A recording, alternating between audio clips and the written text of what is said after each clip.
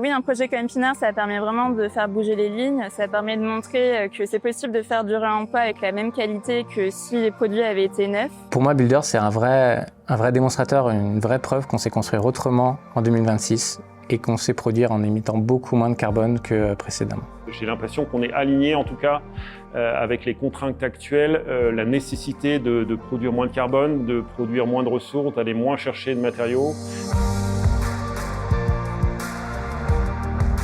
Dans cet épisode, on part à la rencontre de celles et ceux qui font du bas carbone une réalité concrète.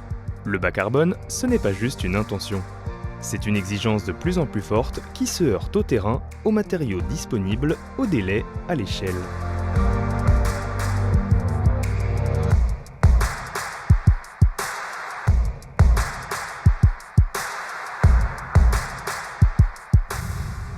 Le super équipement Pinard. Ici, une ancienne maternité des années 30 est transformée en un équipement hybride accueillant crèche, école et gymnase. Un bâtiment que l'agence d'architecture Chartier-Dalix fait entrer dans le siècle avec une cour oasis, des toitures végétalisées et l'emploi de matériaux biosourcés. Alors je suis Anne Carnac, je suis chef de projet chez Paris Métropole Aménagement, en charge de l'opération d'aménagement dans son ensemble et de la maîtrise d'ouvrage du bâtiment Pinard. Alors le projet Pinard, donc c'est un projet de réhabilitation puisqu'il s'agit d'un bâtiment qui était l'ancienne maternité de l'hôpital Saint-Vincent-de-Paul, donc hôpital désaffecté en 2012. C'est une maternité qui a vu naître 400 000 Parisiens, donc c'est un bâtiment emblématique avec une grande histoire et une vocation d'accueil. Donc dans le projet du quartier Saint-Vincent-de-Paul, il va devenir les équipements publics du quartier. Il accueille tous les équipements publics du projet, c'est-à-dire une école de 8 classes, une crèche, un gymnase. Voilà. Oui, alors la programmation donc de ce projet, l'objectif était de faire un bâtiment vraiment accueillant et qui permette au maximum d'usages. Donc au-delà de ses qualités d'école et de crèche, le bâtiment a été pensé pour s'ouvrir, tous les locaux ont été pensés pour s'ouvrir à des usages extérieurs, le soir, le week-end, pendant la vacances scolaires, pour que ce soit vraiment un équipement public de quartier ouvert à tous les habitants. Je suis Pascale Dalix, architecte et cofondatrice de l'agence Chartier-Dalix. Ce super équipement Pinard accueille donc 5 programmes différents et on l'a conçu de manière à ce qu'il active tout le quartier. C'est-à-dire que les 5 entrées de ces programmes sont situées sur chacune des façades, sont réparties sur l'ensemble des façades. Donc on a vraiment cherché à faire de cet équipement une rotule qui permette d'intensifier les usages périphériques de ce nouveau quartier. Je suis Erwan Stelbrecht de la société Paris Métropole Aménagement et je suis maître d'ouvrage du bâtiment Pinard. Le choix d'avoir des objectifs assez forts en termes de réemploi, il est global à l'échelle de la ville de Paris et il est aussi global à l'échelle de la ZAC. C'est quelque chose qu'on a imposé à l'ensemble des bâtiments qui vont se construire, qui sont en train de se construire sur la ZAC. Dira Seng, chef de projet réemploi chez RUSE, le bureau d'études réemploi qui a travaillé sur le projet Pinard. Alors d'abord, il y a un diagnostic de l'existant qui permet d'identifier les matériaux du site qui vont avoir une cohérence avec le projet architectural. Ensuite, on étudie avec les architectes qu'est-ce qui peut matcher avec le projet et on essaye soit de trouver des choses qui paraissent assez évidentes dans un réemploi en même usage ou éventuellement des solutions plus innovantes où on cherche à détourner l'usage des matériaux qu'on trouve. Ce que nous avons cherché à faire au moment du concours, c'est de retrouver l'état initial du bâtiment à travers 2 actions. La dépose de ce corps de bâtiment et en déposant les 2 toitures des ailes latérales qui étaient elles aussi des rajouts qui accueillaient, en fait, qui cachaient des espaces techniques. Et donc on avait 2 toitures en tuiles que l'on a déposées pour retrouver le toit plat comme à l'initiale. Et donc symboliquement et techniquement, ces 3 espaces que l'on libère en déposant ce qu'il y a aujourd'hui deviennent des espaces de jardin. Donc on a vraiment un jardin au-dessus du gymnase qui va accueillir une partie de la biodiversité, qui va être un jardin pédagogique. Et puis on a sur les 2 ailes latérales des petites cours avec des jardins et une serre pour pouvoir permettre aux élèves d'apprendre sous d'autres formes.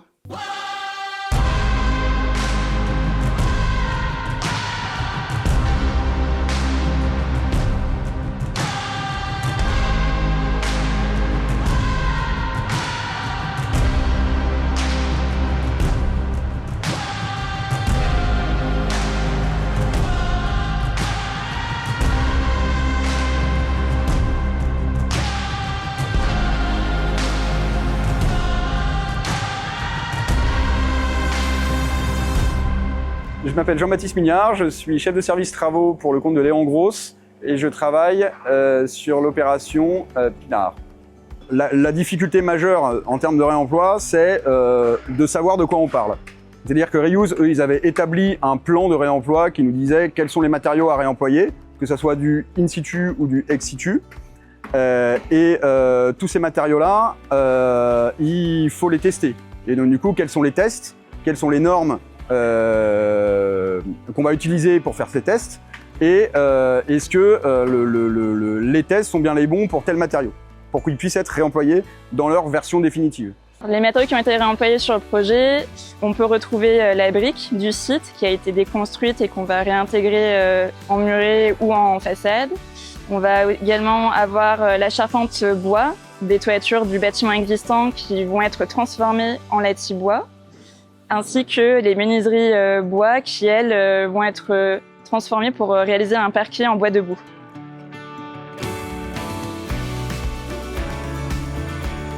Donc on trouve également le réemploi des tuiles des toitures existantes qui vont servir à réaliser un sol extérieur pour le cheminement.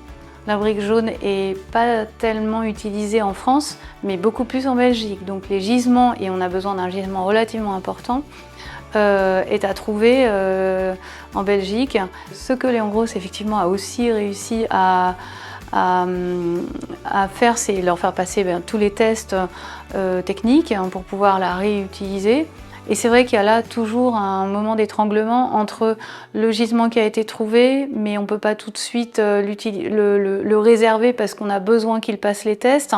Et parfois, quand le retour des tests arrive, le gisement a disparu, etc. Donc là, il y a toute une organisation qui effectivement est complexe, mais qu'on a réussi à faire sur le projet. Sur ce chantier-là, on a plusieurs types de réemploi. On a du réemploi très classique où on a des lavabos qu'on va réutiliser en lavabo, donc ça c'est très très simple. Mais on a aussi du réemploi un peu plus poussé où on a des éléments par exemple de charpente qui vont être transformés en lati de bois.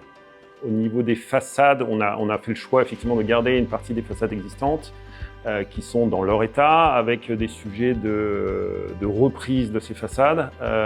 Et l'objectif était d'éviter de travailler avec des briques neuves, donc d'aller chercher des matériaux de réemploi sur des briques, et avec un sujet assez compliqué, puisqu'il faut que ces matériaux, même si c'est des briques existantes, il faut les tester pour s'assurer qu'elles ont les capacités physiques qui permettent l'emploi en façade. Sur la question du réemploi, c'est une question qui est encore neuve en fait un peu pour tout le monde, donc on en fait un petit peu, on en fait de plus en plus. Là aussi, je pense qu'il y a eu pas mal de collaboration sur ces questions-là, de questions de gisement, de questions techniques, de mise en œuvre, de ce qu'on peut faire et de ce qui est plus compliqué à obtenir. Et donc là, il y a un travail collaboratif. Ah oui, sur le projet Pinard, on change totalement d'échelle en termes d'intégration au réemploi, parce que déjà l'ambition est très forte et que le projet qu'on a nous motivé et qui a été également totalement intégré dans le projet architectural fait que de concert, on a vraiment intégré du réemploi dans quasiment tous les espaces du projet. Et ça permet notamment derrière de faire travailler des filières de réemploi et du coup d'apporter du développement à l'économie locale dédiée au réemploi. Ce qu'on apprécie beaucoup chez Léon Gross, c'est leur capacité à pas lâcher prise. C'est-à-dire que quand quand ils se sont emparés des sujets, ils ne lâchent pas.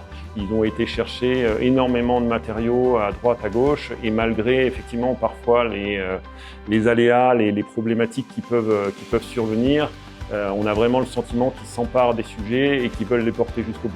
Je pense que c'est toujours intéressant quand on arrive dans un endroit qui a déjà eu une vie, qu'il y ait des traces de cette vie ancienne et qu'elle rappelle que finalement on n'a pas mis ce bâtiment sous cloche en faisant un musée de la maternité de Saint-Vincent-de-Paul, mais on lui redonne une place dans l'échiquier urbain de la ville de Paris, dans les utilisations, dans les besoins programmatiques du 14e arrondissement. J'espère que ce projet-là va montrer et sensibiliser tous les acteurs de la construction pour leur montrer que c'est possible d'avoir une ambition environnementale aussi forte et tout ça grâce au réemploi. Dans l'histoire de l'architecture, des matériaux ou des ambitions, il y a toujours des projets locomotives et Saint-Vincent-de-Paul pourrait être un projet locomotive.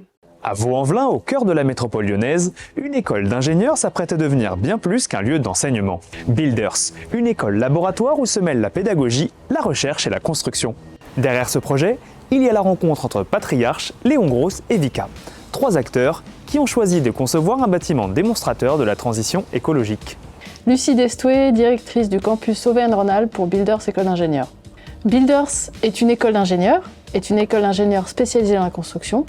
Et l'objectif du campus Auvergne-Rhône-Alpes pour Builders École d'ingénieurs est de développer la formation ingénieur construction dans le campus, au sein du campus Auvergne-Rhône-Alpes et au sein de l'écosystème de l'enseignement supérieur de la recherche. On a souhaité un bâtiment manifeste pour la construction durable parce que c'est notre objet en fait. Aujourd'hui, la construction durable, c'est une absolue nécessité et notre objectif est de former nos ingénieurs construction, à proposer les solutions et accompagner les entreprises vers cette construction durable.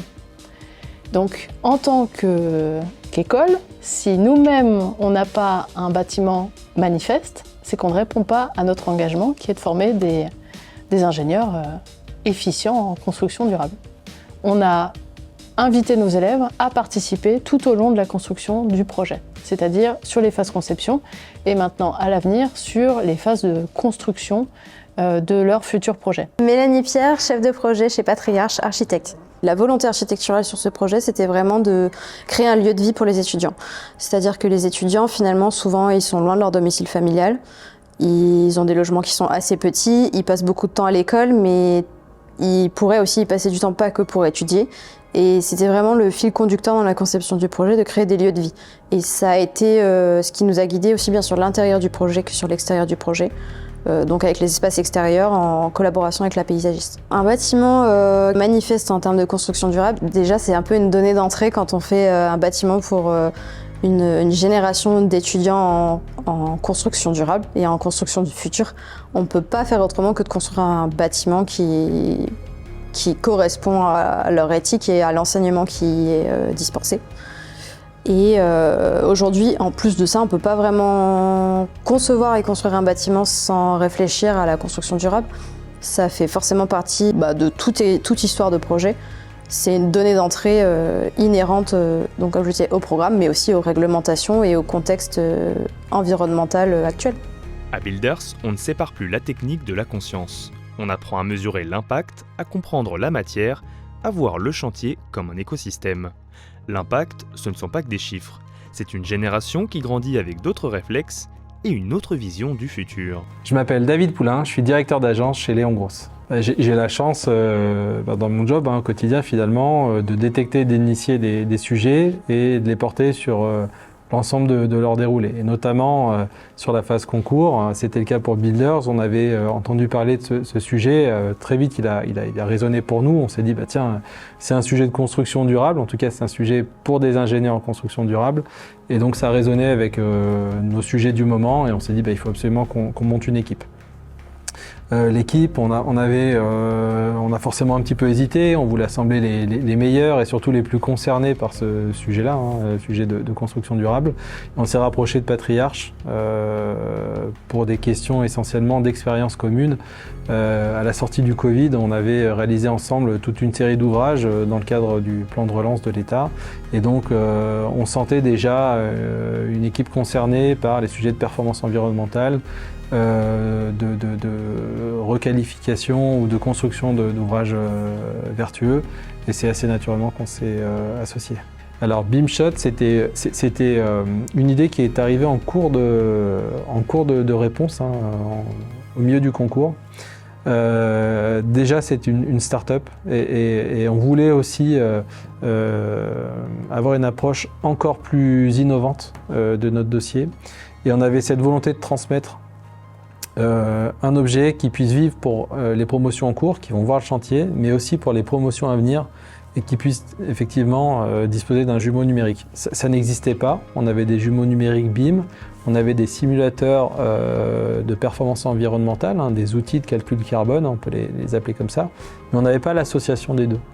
Et on voulait aussi, dans un effort de pédagogie, pouvoir montrer au jury, mais aussi aux étudiants, où se trouve le carbone et sur quel élément on allait agir pour faire finalement progresser la performance environnementale du projet. Je suis Emmanuel Sorin, je travaille au pôle bas carbone de chez Léon Gross. Time to Bin, c'est une sorte de plateforme qui relie une maquette 3D d'un bâtiment à des émissions de carbone en fonction des différents ouvrages. C'est-à-dire qu'on voit directement, si on modifie par exemple une façade béton en une façade bois, on voit directement la réduction d'émissions de carbone. Donc c'est très intéressant parce que c'est très interactif, très pédagogique, ça permet vraiment de montrer tout de suite les réductions et justement de prendre la bonne décision au bon endroit. Notre objectif, c'est quand même de mettre le bon matériau au bon endroit pour avoir une conception la plus performante possible. On voulait un objet qui puisse être communicant demain et dont les performances puissent être expliquées par tous. Voilà. Et donc finalement, dans un schéma de conception, chacun a échangé sur pourquoi telle conception, pourquoi tel matériau, pourquoi telle conception bioclimatique par exemple. Et on a beaucoup appris tous déjà les uns les autres au sein de l'équipe pour transmettre aussi aux étudiants ces principes qui ont guidé le projet tel qu'il a été conçu. Sur Builders, chaque matériau raconte une histoire. Celle du béton Cara, du bois local, du pisé, mais aussi celle de la main qui le met en œuvre. Je suis Laurent Leguet, je suis directeur marché et offre chez Vicat. Donc le béton Cara, c'est une de nos dernières inventions. Il a pour objectif de permettre de faire des bétons bas carbone, donc c'est un liant bas carbone. Il est néanmoins différent des autres liants bas carbone qu'on peut produire, puisque au lieu de baisser la proportion de clinker et de remplacer ce clinker par des composés minéraux, on vient mettre un composé biosourcé qui est du biochar que vous avez ici. Le biochar, c'est de la biomasse qui a été pyrolysée, donc on l'a monté en température à 600 degrés sans apporter d'oxygène pour pas que ça brûle. Et ça vient concentrer le carbone. Le biochar qu'on utilise, il a quasiment 90% de carbone biogénique dans sa composition. La deuxième propriété intéressante du biochar, c'est qu'il est très stable dans le temps. Il ne va pas se décomposer. Donc sur des horizons de plusieurs siècles à plusieurs millénaires, on va le garder dans son état actuel. Et quand on vient le mettre dans une matrice cimentaire dans du béton, on a la certitude que ce béton-là, enfin ce carbone-là, va rester présent dans le béton de manière indéfinie. Pour moi, Builders, c'est un vrai démonstrateur, une vraie preuve qu'on sait construire autrement en 2026 et qu'on sait produire en émettant beaucoup moins de carbone que précédemment. Par des nouveaux matériaux, par une nouvelle pédagogie, une nouvelle méthode de travail, par un travail vraiment en conception sur la sobriété des matériaux, qui est en fait le meilleur vecteur pour moins émettre de carbone. Ce qui est intéressant, c'est que Carbone 4 a fait une étude sur le potentiel de séquestration carbone dans les matériaux de construction par le biochar. Alors, en termes d'application, on imagine plutôt le béton que d'autres matériaux. C'est un peu plus compliqué d'intégrer du biochar dans d'autres types de matériaux. Mais le potentiel est significatif.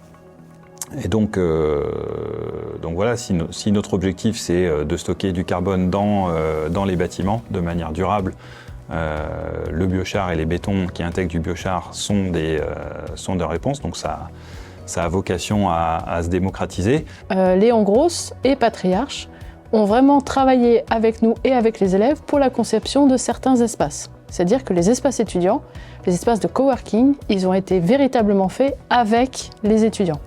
Il y a une vraie approche sur comment les étudiants, les futurs élèves de Builders dans les locaux, seront maîtres de leurs locaux et auront conçu cette partie-là. Ensuite, Léon Gross joue énormément le jeu pour organiser des visites de chantier tout au long du projet.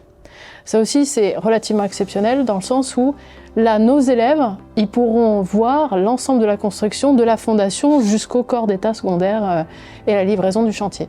Donc là, pareil, on a tiré le meilleur parti pour nos élèves actuellement sur le projet.